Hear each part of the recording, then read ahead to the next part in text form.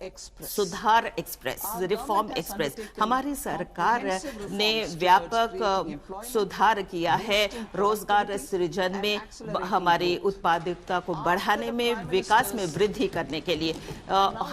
जब प्रधानमंत्री ने 2025 के स्वतंत्रता दिवस में ये घोषणा की, 2050 सुधार हो चुके हैं। इसमें जीएसटी का सरलीकरण है, हमारे लेबर कोड्स की अधिसूचना और हमारे कंट्रोल ऑर्डर्स की अनिवार्यता, हाई और समिति का गठन हो चुका है और केंद्र सरकार राज्य सरकार के साथ लगातार काम कर रही है जिससे इसका जो है विनियमन किया जा सके।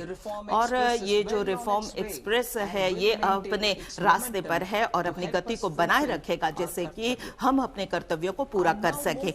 इसके बाद मैं विशेष प्रस्तावों की ओर जा रही हूँ। हमारी जो पहला कर्तव्य है वो है कि हम अपने आर्थिक विकास को सतत रखें, वृद्धि करें। इसमें 6 क्षेत्र बहुत ही महत्वपूर्ण हैं। नंबर 1, हमें अपने विनिर्माण क्षेत्रों को 7 रणनीतिक सीमाओं की ओर ले जाना है। दूसरा, हम अपने जो परंपरा है उसको कायम रखना है। तीसरा, चैंपियन एमएसएमई का सृजन। 4, हम जो है एक शक्तिशाली अवसंरचना तैयार करेंगे। नंबर 5, हम जो है स्थिरता का माहौल बनाएंगे। और 6, जो है हमारे सिटी इकोनॉमिक क्षेत्र हम तैयार करेंगे। और हमारे जो विनिर्माण के पैमाने को हमें बढ़ाना है। बायोफार्मा शक्ति, इसका मतलब है कि बायोफार्मा रणनीति जिससे कि स्वास्थ्य के में सुधार करा जा सके और इसमें नवाचार को हम शामिल करेंगे। और हमें जो है नॉन कम्युनिकेबल डिजीज यानी गैर संचार जो रोग हैं जैसे कैंसर है, डायबिटीज है और ऑटो इम्यून ऑर्डर्स हैं। और इससे ये जो दवाइयां होंगी इससे ये किफायती दरों पर मिलेंगी और भारत को एक वैश्विक बायोफार्मा मैन्युफैक्चरिंग हब के रूप में हमें जो है अपने को विकसित करना है। मैं ये प्रस्ताव करती हूँ कि 10,000 करोड़ रुपए का हमारा परिव्यय होगा आने वाले 10 वर्षों से और इससे जो है हमारे बायोलॉजिक्स का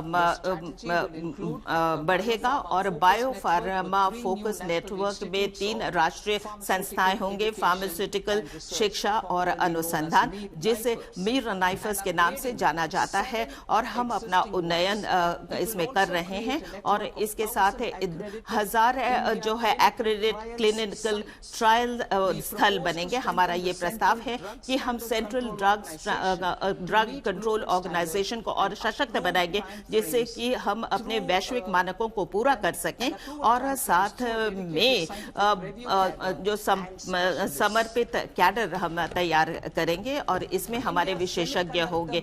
भारत का सेमीकंडक्टर मिशन 1.0 की क्षमता को बढ़ाना और इस पर आगे बढ़ते हुए हम ISMA 2.0 जिसमें सामग्री तैयार करेंगे, इंडियन IP होंगे और हमारे आपूर्ति श्रृंखला को भी हम और सशक्त करेंगे। हमारे प्रशिक्षण केंद्र होंगे और हमारी जो है कुशलता से भरे हुए जो हमारे कार्यबल हैं उसको हम तैयार करेंगे और 2019 करोड़ का परिव्यय हम कर चुके हैं और टारगेट को डबल कर चुके हैं।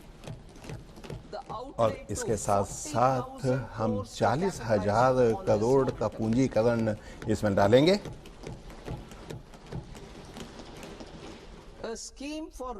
और इसके अलावा रेयर अर्थ परमानेंट मैग्नेट के क्षेत्र में जो योजना की शुरुआत हमने 2025 नवंबर में की थी, अब हमारा प्रस्ताव ये है कि जो उड़ीसा का राज्य है, केरल है, आंध्र प्रदेश है, तमिलनाडु है, जहां पर खनिज प्रचुर मात्रा में है, और वहाँ पर विशेष कॉरिडोर इस संदर्भ में बनाए जाएंगे जहाँ इनका खनन होगा, इनका परिष्करण होगा, इनका निर्माण होगा और इसके साथ साथ रासायनिक उत्पादों में भी हम अपने आप को आत्मनिर्भर बनाएंगे। और यही नहीं, एक योजना हमने शुरू करने का प्रस्ताव किया है जो 3 अलग रसायन पार्क स्थापित करने पर आधारित है और साथ ही साथ मजबूत पूंजीगत उत्पाद जो है वस्तुएं हैं वो इसमें शामिल होंगी।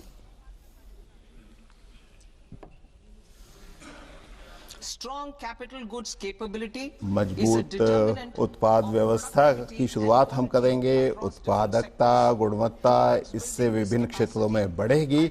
हमारी क्षमता को आगे बढ़ाते हुए मेरा प्रस्ताव ये है, हाई रोड टोल रूम्स इसमें बनाए जाएंगे और साथ ही साथ 2 लोकेशंस हमने इसके लिए चुनी हैं जिसमें डिजिटल ऑटोमेटेड सर्विस ब्यूरो की शुरुआत होगी, जहां पर इनकी जांच होगी, विनिर्माण होगा और इसके अलावा उच्च क्षमता वाले कंपोनेंट्स का निर्माण यहाँ पर किया जाएगा। एक योजना और बनाई जाएगी, शुरू की जाएगी जिसमें उपकरणों को केंद्र में रखा जाएगा, घरेलू उत्पादन को आगे बढ़ाया जाएगा, प्रौद्योगिक रूप से CII के माध्यम से इसको हम आगे बढ़ाएंगे।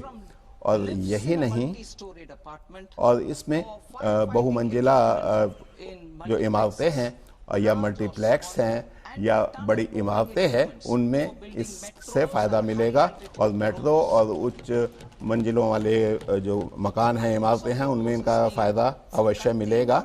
और यही नहीं, हम वैश्विक स्तर पर कंटेनर मैन्युफैक्चरिंग इकोसिस्टम की स्थापना भी करने जा रहे हैं। 10,000 करोड़ का जो आवंटन है अगले 5 सालों के लिए इसमें किया गया है और श्रम सघन क्षेत्रों में, वस्त्र परिधान क्षेत्र में हमने 5 नियम चुने हैं। सबसे पहली बात यह है कि नेशनल फाइबर स्कीम जो प्राकृतिक रेशों पर आधारित होगी, सिल्क, वूल और जूट इसमें शामिल किए गए हैं।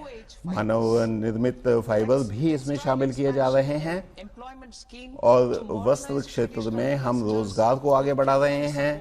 जो परंपरागत हमारे क्षेत्र हैं उनको नया रूप दिया जाएगा, टेक्नोलॉजी का अपग्रेडेशन किया जाएगा, इस तरह के केंद्र बनाए जाएंगे। तीसरी बात ये है, नेशनल हैंडलूम और हैंडीक्राफ्ट कार्यक्रम को और ज़्यादा मजबूत बनाया जाएगा। मौजूदा योजनाओं को चलाया जाता रहेगा और बुनकरों के लिए और कारीगरों के लिए इसमें बहुत फ़ायदा होगा। और वैश्विक स्तर पर सतत क्षेत्र वस्त्र उद्योग में, वस्त्र क्षेत्र में विकसित करने के लिए हम इन सब चीज़ों को आगे बढ़ा रहे हैं। और यही नहीं, टेक्सटाइल इकोसिस्टम को भी हम आगे बढ़ाने का प्रयास करेंगे और शिक्षा के क्षेत्रों में भी, शिक्षा संस्थानों में भी इन सब चीज़ों को लागू किया जाएगा।